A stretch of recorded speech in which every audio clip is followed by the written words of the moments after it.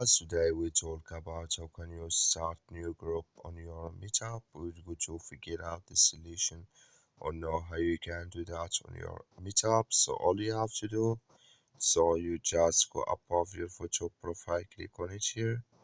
So then it's going to take you to your profile here. Then all you have to do, so you just go above this sign, click on it here. When you just click here in this sign, it's going to take you to this list here. Then all you have to do now, you just go down here. So you keep going down, then you click here on start a new group. Just click on it here. So then it's going to take you to this list here. Here add zip codes and you click here on next. So then here add what will your group be about.